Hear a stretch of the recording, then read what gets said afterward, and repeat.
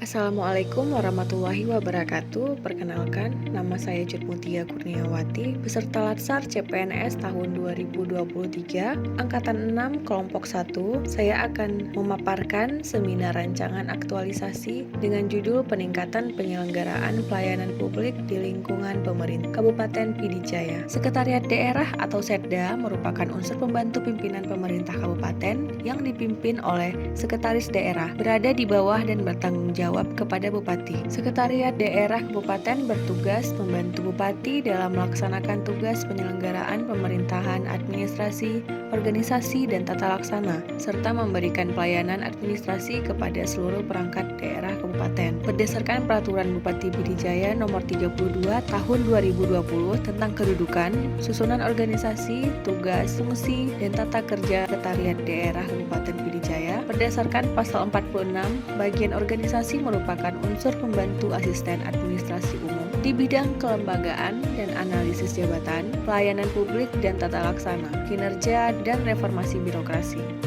Adapun visi dan misi Sekretariat Daerah Pd Jaya adalah dengan misi terwujudnya pelayanan yang prima dalam menunjang aktivitas pemerintahan, pembangunan, dan kemasyarakatan, dan dengan misi mengkoordinasikan berbagai perumusan dan implementasi kebijakan pemerintah kabupaten, mengkoordinasikan penyelenggaraan administrasi pemerintahan di bidang istimewaan Aceh dan kesejahteraan rakyat, mengkoordinasikan pengelolaan sumber daya aparatur, keuangan, prasarana, dan sarana pemerintahan, memfasilitasi pembangunan infrastruktur yang mendorong peningkatan pembangunan yang proporsional, berwawasan lingkungan, dan berkelanjutan. Kemudian mengoptimalkan pelayanan pemerintahan yang baik dalam rangka peningkatan kualitas pelayanan publik, menjamin rasa keadilan, tumbuhnya kepercayaan dan partisipasi masyarakat. Yang terakhir, pengelolaan aset pemerintah kabupaten sehingga dapat dimanfaatkan secara optimal dalam mendukung pelayanan publik yang berkualitas. Struktur bagian organisasi Setdakap Pd Jaya. Bagian organisasi mempunyai 3 subbagian, yaitu kelembagaan dan analisis jabatan, pelayanan publik dan tata laksana, dan kinerja dan reformasi birokrasi. Tujuan dan manfaat dari dilaksanakan Latsar ini adalah 1. Mampu memahami dan menerapkan nilai-nilai dasar ASN berakhlak. 2. Mampu berperan aktif guna mencapai visi dan misi organisasi. 3. Mampu memberikan suatu perubahan terhadap instansi dan unit kerja dalam hal meningkatkan kualitas pelayanan publik di lingkungan pemerintah Kabupaten Pd Jaya. Dengan manfaat sebagai bahan masukan dalam meningkatkan nilai-nilai organisasi secara efektif dalam mencapai visi dan misi organisasi. 2. Memberikan kenyamanan, kelancaran pengurusan urusan publik, membantu memenuhi kebutuhan masyarakat sesuai dengan ketentuan pemerintah, dan juga akan menambah kepercayaan publik kepada pemerintah atas upaya dan kinerja pemerintah. Latar belakang permasalahan yang diangkat adalah penilaian standar pelayanan yang dilakukan oleh Ombudsman RI melalui narahubung yang ada di bagian organisasi. Pada tahun 2022, Ombudsman melakukan penilaian terhadap 7 instansi dan 5 instansi mendapatkan nilai zona hijau, sedangkan 2 instansi mendapatkan zona kuning. Hal tersebut terjadi karena instansi yang dinilai tidak menguasai perihal yang dibutuhkan oleh Ombudsman terkait penilaian kepatuhan standar pelayanan publik dan juga ditemukannya sejumlah potensi maladministrasi berkaitan dengan sikap pelayanan petugas. Berdasarkan latar belakang tersebut, Bupati mengharapkan perbaikan kebijakan dan tata kelola bagi penguatan sistem layanan publik dan pencegahan maladministrasi. Hal tersebut menjadi permasalahan karena instansi yang mendapatkan zona kuning akan mendapatkan teguran yang berdampak pada kualitas pelayanan publik di lingkungan pemerintah Kabupaten Pd Jaya.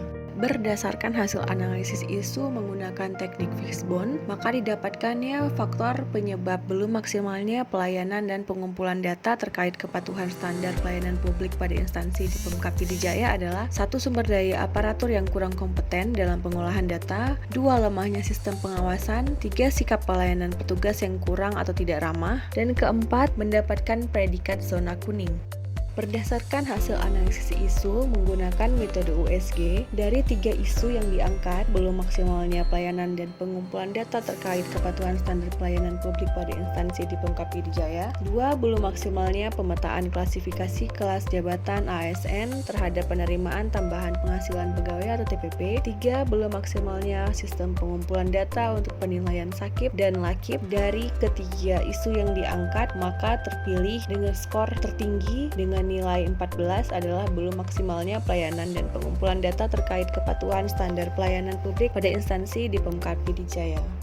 Gagasan kreatif untuk menyelesaikan isu utama atau core isu, belum maksimalnya pengumpulan data terkait kepatuhan standar pelayanan publik pada instansi di Pemkab Pd Jaya adalah peningkatan penyelenggaraan pelayanan publik di lingkungan pemerintah Kabupaten Pd Jaya.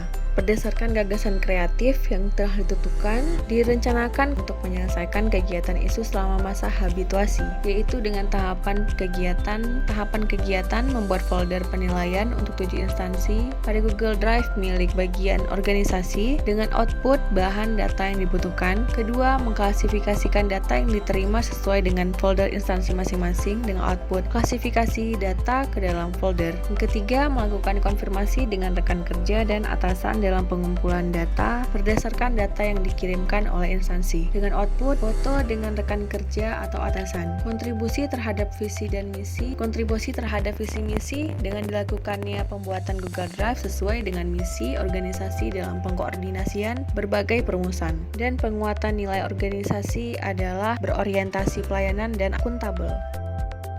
Kegiatan kedua, membuat rancangan lembar form checklist data yang telah dikirimkan oleh instansi. Dengan tahapan kegiatan, yang pertama menentukan data identifikasi rancangan untuk lembar form checklist dengan output identifikasi data. Yang kedua, mengklasifikasikan kelengkapan data yang telah diterima dengan output klasifikasi data. Yang ketiga, melakukan diskusi dengan rekan kerja dan atasan dalam membuat form checklist dengan output menerima masukan terhadap form checklist. Dan kontribusi terhadap visi misi adalah dalam merancang lembar form checklist sesuai dengan misi implementasi penyelenggaraan administrasi pemerintahan. Dengan tersedianya form checklist memberikan penguatan pada nilai organisasi kompeten.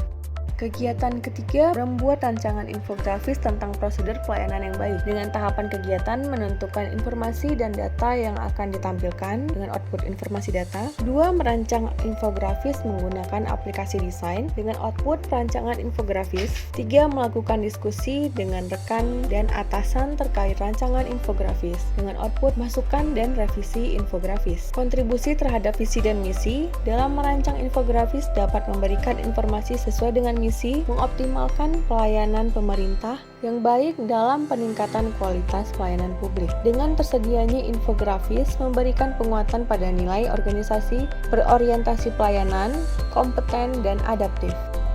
4. Melakukan sosialisasi prosedur pelayanan yang baik dengan tahapan kegiatan.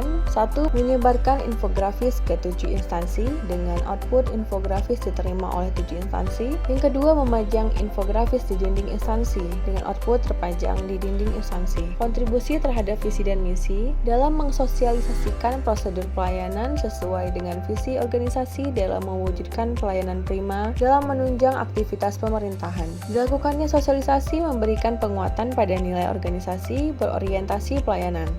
Kegiatan yang kelima, membuat rancangan piagam penghargaan kepada unit pelayanan masyarakat yang mendapatkan zona hijau. Dengan tahapan kegiatan, menentukan tema pembuatan piagam penghargaan dengan output tema penghargaan. 2. Merancang piagam penghargaan menggunakan aplikasi desain dengan output perancangan piagam. Ketiga, melakukan diskusi dengan mentor dan atasan terkait rancangan piagam penghargaan dengan output masukan dan revisi piagam penghargaan. Keempat, piagam penghargaan akan diberikan setelah selesai masa penilaian pelayanan publik dengan output piagam penghargaan diterima oleh instansi. Kontribusi terhadap visi misi, pembuatan piagam penghargaan dapat memberikan informasi sesuai dengan misi mengoptimalkan pelayanan pemerintah yang baik dalam peningkatan kualitas pelayanan publik. Dengan diberikan piagam penghargaan kepada 7 instansi memberikan penguatan pada nilai organisasi, berorientasi pelayanan, kompeten, dan adaptif.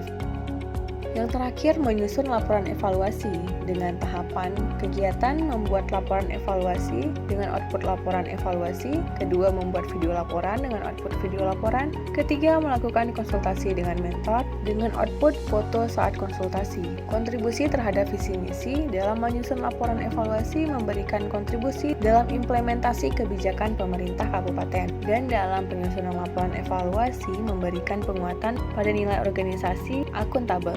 Pelaksanaan aktualisasi ini dilakukan di Sekretariat Daerah Kabupaten Pidijaya, bagian organisasi khususnya di Subbagian Pelayanan Publik dan Tata Laksana. Adapun waktu pelaksanaan aktualisasi nilai-nilai dasar profesi ASN ini adalah selama off campus atau tepatnya pada tanggal 9 Mei sampai dengan 5 Juli tahun 2023. Pada bulan Juni akan dilaksanakan 9 kegiatan dimulai tanggal 1 sampai dengan tanggal 30 Juni.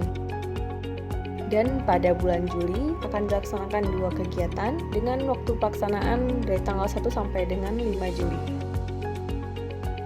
Demikian presentasi saya mengenai rancangan aktualisasi. Sekian dan terima kasih.